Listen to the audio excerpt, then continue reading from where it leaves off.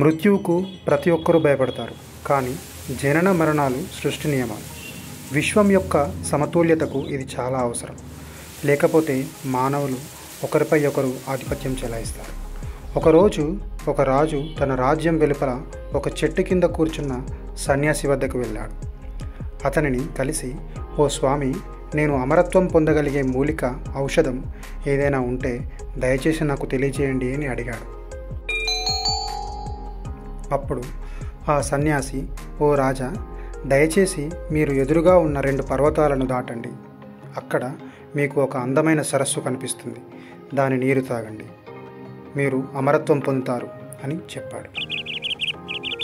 రాజు వెంటనే ఆలస్యం చేయకుండా తన గుర్రం ఎక్కి ఆ 2 పర్వతాల దగ్గరికి వెళ్ళాడు. ఆ 2 పర్వతాలు దాటిన తర్వాత రాజుకు ఒక సరస్సు కనిపించింది. రాజు నీరు తాగడానికి వెళ్ళబోతున్నప్పుడు అతనికి ఒక బాధాకరమైన మూలుగ వినిపించింది. అతను నీరు తాగకుండా ఆ గొంతుకను అనుసరించాడు. చాలా బలహీనమైన వ్యక్తి ఒకడు పడుకొని నొప్పితో బాధపడుతున్నాడు. రాజు కారణం అడగగా, నేను సరస్సులోని నీటిని తాగి అమరుడనయ్యాను. నాకు 100 ఏళ్ళు నిండిన తర్వాత నా కొడుకు నన్ను ఇంటి నుంచి గెంటివేశాడు. గత 50 ఏళ్ళుగా నన్ను చూసుకునేవారే లేరు. ఇక్కడే పడి ఉన్నాను. నా కొడుకు చనిపోయాడు. నా మనవలు ఇప్పుడు వృద్ధులయ్యారు. నేను కూడా తినడం మరియు తాగడం మానేశాను. అయినా సరే నేను బ్రతికే ఉన్నాను. రాజు ఆలోచించాడు. అమరత్వం మరియు వృద్ధాప్యం యొక్క ప్రయోజనం ఏమిటి? నేను అమరత్వంతో పాటు యవ్వనం కూడా పొందితే బాగుంటుంది అని అనుకున్నాడు. పరిష్కారం కోసం మళ్ళీ సన్యాసి దగ్గరికి వెళ్ళాడు.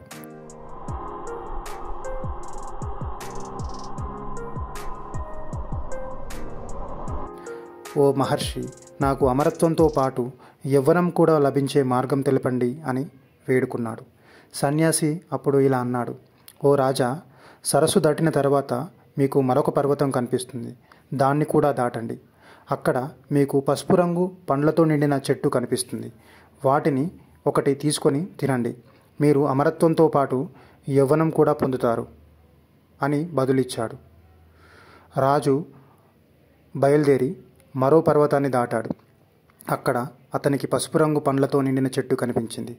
పండ్లను తెంపి తినబోతుంటే హఠాత్తుగా అతనికి కొందరు గట్టిగా అరుస్తూ పోట్లాడుకుంటూ అరుపులు వినిపించింది.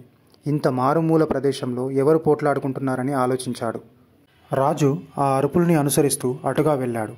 అక్కడ 4 యువకులు గొంతెత్తి వాదించుకోవడం చూశాడు. మహారాజు వాళ్ళను ఉద్దేశించి, ఈ మారుమూలలో పోట్లాడుకోవడానికి కారణమేమిటని రాజు వాళ్ళని అడిగాడు. వారిలో ఒకరు, నాకు 250 ఏళ్ళు, నా కుడివైపున ఉన్న వ్యక్తికి 300 సంవత్సరాలు. అతను నాకు ఆస్తి ఇవ్వడం లేదు. రాజు సమాధానం కోసం అవతలి వ్యక్తి వైపు చూసినప్పుడు అతను చెప్పాడు, నా కుడివైపున ఉన్న వ్యక్తి మా నాన్న. అతనికి 350 సంవత్సరాలు. అతను నాకు ఆస్తి ఇవ్వనప్పుడు నేను నా కొడుకు ఎలా ఇస్తాను అని సమాధానం ఇచ్చాడు. ఆ వ్యక్తి అదే ఫిర్యాదును కలిగి ఉన్న 400 సంవత్సరాల వయసు గల తన తండ్రిని సూచించాడు.